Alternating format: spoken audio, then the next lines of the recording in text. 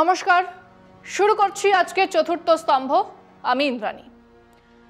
যেদিন এই আরজি করের ঘটনা ঘটেছে ঠিক সেদিন পর্যন্ত ইন্ডিয়া টুডে একটা সার্ভে চালিয়েছিল, মুড অফ দ্য নেশন। তাতে দেশ জুড়ে মোদিজির গ্রাফ নামার কথাই বলা হয়েছিল। পশ্চিমবঙ্গের হিসেবে দেখানো হয়েছিল যে তৃণমূল 29 থেকে বেড়ে 32 হবে, কংগ্রেস 1 থেকে বেড়ে 2 আর বিজেপি আপাতত 12 থেকে কমে 8 হবে। মানে তৃণমূলের কাছে হারবে আরো 3টে আসন আর কংগ্রেসের কাছে একটা। ওনারা ডিটেল হিসেব দেননি, তবু আন্দাজ করা যায় মালদার আরেকটা আসন হয়তো কংগ্রেস জিতে গেলেও যেতে পারে, এমনটাই হিসেবে এসেছিল। ভোট শতাংশে 39% ভোট থেকে বিজেপি কমে 38%, আর কংগ্রেস বাম তৃণমূলের মিলিত ভোট 57 থেকে 58% হয়ে যাবে বলে জানানো হয়েছিল সমীক্ষায়। কিন্তু সেসব তো ছিল আরজিকর ঘটনার আগের হিসেব। এখনো কি সেই হিসেব থাকবে নাকি বদলাবে? সামান্য বদলাবে নাকি অনেকটাই বদলাবে? আসুন সেটা নিয়ে একটু কথা বলা যাক। দুটো দিক দিয়ে বিষয়টা বোঝার চেষ্টা করি। প্রথমটা হলো এক আন্দোলন, তার সামাজিক প্রভাব শেষমেশ কতটা গভীর, কতটা তার ব্যাপ্তি। এই যে আন্দোলন, তা কি সত্যি ধর্ষণ, মহিলাদের ওপর অত্যাচার, জেন্ডার ইকুয়ালিটি, লিঙ্গ সাম্য নিয়ে কোনো দিশা দেখাতে পারলো? সেই দিকে কি নতুন কোনো আলোচনা শুরু হলো যা ছড়িয়ে পড়বে? আর অন্যটা হলো যে কোনো জনবিক্ষোভ, যে কোনো আন্দোলনের একটা জায়গাতে এসে তো আমাদের হিসেব করতেই হয় যে এই in terms of electoral politics, নির্বাচনী রাজনীতির ক্ষেত্রে এই ঘটনা, এই আন্দোলনের প্রভাব কতখানি। তো আসুন প্রথমে এই আন্দোলনের সামাজিক প্রভাব নিয়ে কটা কথা বলে নিই। এই আন্দোলনের কেবল সূত্রপাতই নয়, এই আন্দোলন ফর্ম থেকে শুরু করে কন্টেন্ট সবটাই মূলত নাগরিক, ভীষণভাবেই শহর, বড়জোর শহরতলির ব্যাপার। কেন? ধরুন রাত দখল।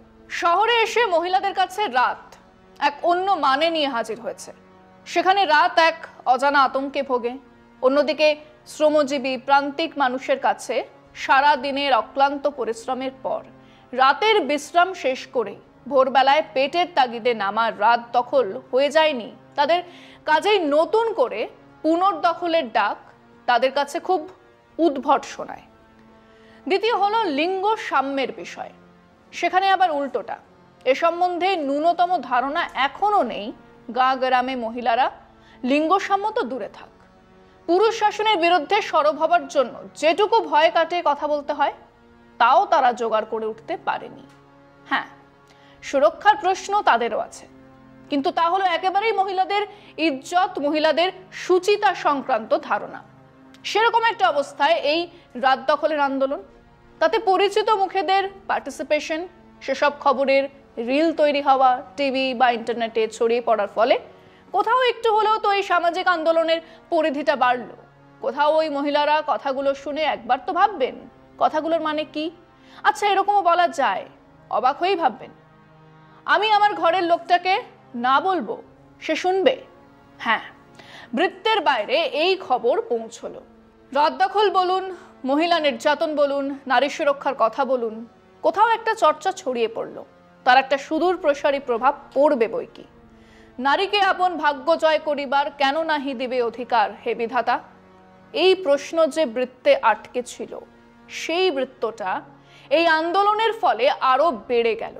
এটা তো ঘটনাই। ফিরছে একটা বিরতির পর, সঙ্গে থাকুন। এবারে আসুন এই ধর্ষণ আর মৃত্যুকে ঘিরে যে প্রতিবাদ, আন্দোলন, মিছিল, মিটিং, রাজনৈতিক অরাজনৈতিক কাণ্ড কারখানা চলছে, আরো কিছুদিন চলবে, তার প্রভাব আমাদের ইলেকটোরাল পলিটিক্সে কি হতে পারে। আন্দোলনের একাংশ নিজেদেরকে দলহীন, অরাজনৈতিক হিসেবে ঘোষণা করেছে।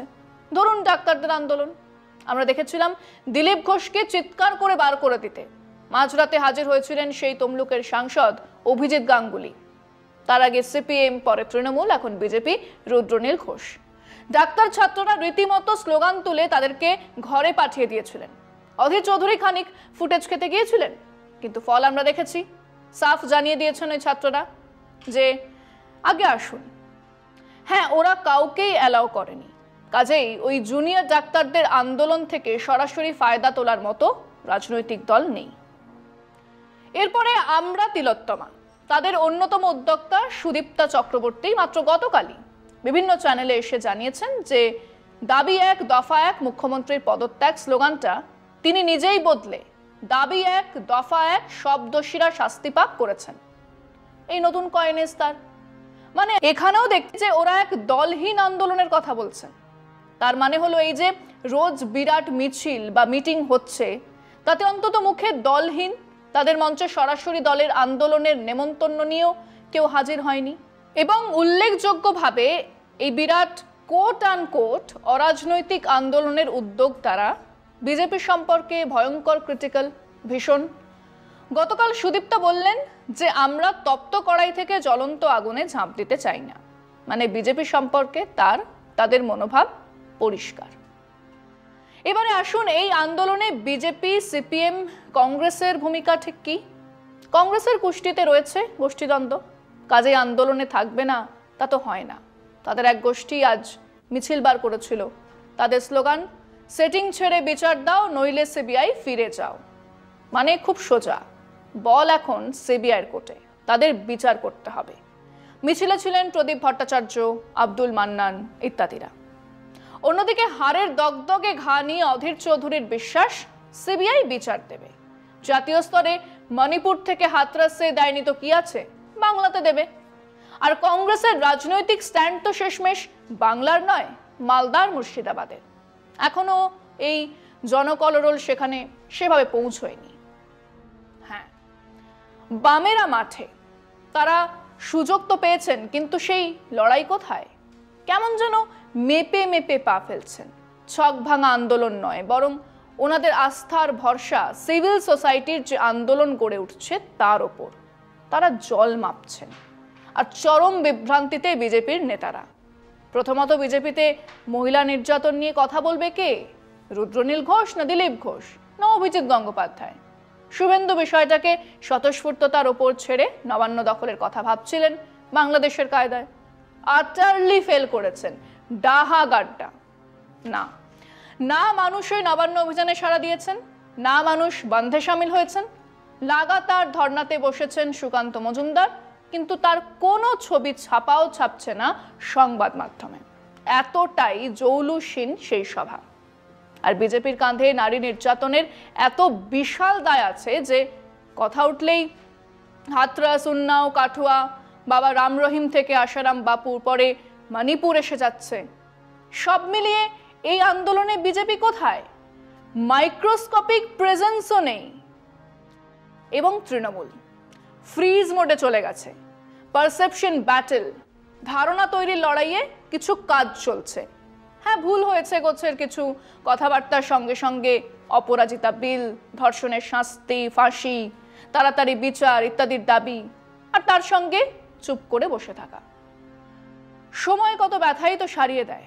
এই থিওরি মেনে দুপা পিছিয়ে সময় বুঝে এক পা আগে নিয়ে যাবার স্ট্র্যাটেজি নিয়েছে তারা। তবে এটা দৃশ্যতই দলকে ব্যাকফুটে ঠেলে দিয়েছে, তা নিয়ে কোনো সন্দেহ নেই। ফিরছে একটা বিরতির পর, সঙ্গে থাকুন। অনেকের হঠাৎ করে বাম জামানার শেষের দিকে সিঙ্গুর নন্দীগ্রাম আন্দোলন ইত্যাদির কথা মনে পড়ছে। অনেকের মনে পড়ছে খাদ্য আন্দোলনের কথা, শিক্ষকদের আন্দোলনের কথা, ট্রাম ভাড়া বৃদ্ধির বিরুদ্ধে আন্দোলনের কথা, মিছিল নগরী হয়ে ওঠার সেই দিনগুলোর কথা। কিন্তু একটা বেসিক ফারাক হলো, সেসব আন্দোলনের নেতৃত্বে ছিল একটা আগুন খেকো রাজনৈতিক দল। 60-70-এর দশকে ছিল কমিউনিস্ট পার্টি, সিঙ্গুর নন্দীগ্রামের সময় ছিল তৃণমূল দল, তাদের পাশে এসে দাঁড়িয়েছিল সিভিল সোসাইটির মানুষজন, বুদ্ধিজীবীরা। 60-এর দশকে কমিউনিস্ট পার্টির আন্দোলনের পাশে বাম বুদ্ধিজীবীরা। ইনফ্যাক্ট বুদ্ধিজীবী বললেই তখন বাম বুদ্ধিজীবীই বোঝাতো।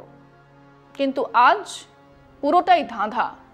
সব থেকে বড় মিছিল, সমাবেশ যে গ্রুপ, গোষ্ঠী বা এখনই গড়ে ওঠা সংগঠন থেকে হচ্ছে, তাদের সবকটাই প্রবলভাবে বিজেপি বিরোধী, সামাজিকভাবে প্রগতিশীল অংশের, কিন্তু সরাসরি বাম রাজনৈতিক দলের পাশেও দাঁড়াতে নারাজ।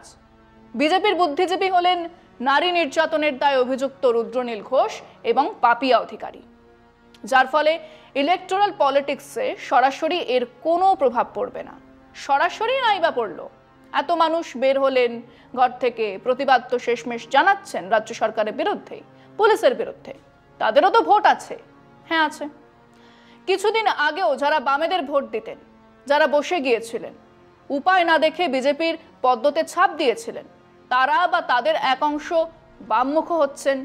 নির্বাচনে তার প্রভাব পড়বে, শহরতলিতে বামেদের কিছু ভোট বাড়বে। বিজেপির ইলেকটোরাল গেম না, সেরকম কোনো ইঙ্গিত জমিতে নেই। উল্টো দিকে তৃণমূলের মধ্যে একটা কোর্স কারেকশন তাদেরকে আরো সুসংহত করে তোলার দিকে নিয়ে যাচ্ছে। সব মিলে নির্বাচনী অঙ্কে খুব বিরাট কোনো পরিবর্তন হবার কোনো চান্স নেই, এমনকি এই মুহূর্তে নির্বাচন হলেও নয়। এবং যখন এই কথাগুলো বলছি তখন মাথায় রাখুন, এর মধ্যে বিজেপির এই জোট সরকার নড়বড় করছে। এত দুর্বল সরকার অটল বিহারীরও ছিল না। ইতিমধ্যেই ওয়াকফ বিল সমেত 55টা বিল পেশ করে থমকে গেছে মোদী সরকার। মাথায় রাখুন, আর কদিন পরেই 4 রাজ্যের নির্বাচন। অপারেশন কমল চালিয়ে ঝাড়খণ্ডে তবু লড়াইয়ের মতো জায়গাতে এসেছে বিজেপি। কাশ্মীর, হরিয়ানা বা মহারাষ্ট্রে হার ঠেকাতে পারবে না কেউ। কাজেই সেই জাতীয় রাজনীতির চাপ এখানেও পড়বে। বিজেপি আজ যেখানে দাঁড়িয়ে আছে তার চেয়ে অনেকটাই কমবে। আজ বলছি, লিখে নিন, 2026-এর নির্বাচনে বিজেপির পক্ষে 50 পার করাটাও অসম্ভব হয়ে দাঁড়াবে। তবে এটা ঠিক যে আন্দোলন সামাজিক ক্ষেত্রে মনে রাখার মতো এক আন্দোলন হয়ে থাকবে। তৃণমূলের হাজার দুর্বলতার পরেও অপরাজিতা বিল সত্যি ইতিহাস হয়ে থাকবে। কিন্তু সবচেয়ে বেশি যেটা উল্লেখযোগ্য সেটা হলো জেন্ডার ইকুয়ালিটি নিয়ে চর্চার পরিসর বেড়ে গেল। মহিলাদের ওপর নির্যাতন নিয়ে কথা বলার সাহস বেড়ে গেল। আগামী দিনে ফাঁসি নয়, একজন নির্যাতনকারীর চোখের সামনেই ভাসবে এই উত্তাল শহর। এই রাজপথে অসংখ্য মানুষের দৃপ্ত পদচারণা। হ্যাঁ, আন্দোলন, বিক্ষোভ, সমাবেশ, তাতে মানুষের যোগদানের ফলে পালাবদল তখনই সম্ভব যখন সেটার নেতৃত্বে থাকবে এক রাজনৈতিক দল, পাশে থাকবে সিভিল সোসাইটি। সেখানে ঘটেছে উল্টোটা। ঠিক উল্টোটাও নয়, সিভিল সোসাইটির নামে যে আন্দোলন হচ্ছে তার উদ্যোক্তারা কোনোভাবেই নিজেদেরকে রাজনৈতিক দলগুলোর সঙ্গে এক মঞ্চেও দেখতে রাজি নন। কাজেই এই আন্দোলন ইলেকটোরাল পলিটিক্সে কোনো বিরাট প্রভাব ফেলবে না। পালাবদল ইত্যাদি তো দূরের কথা। আজকে এখানেই শেষ করছি। শুভরাত্রি।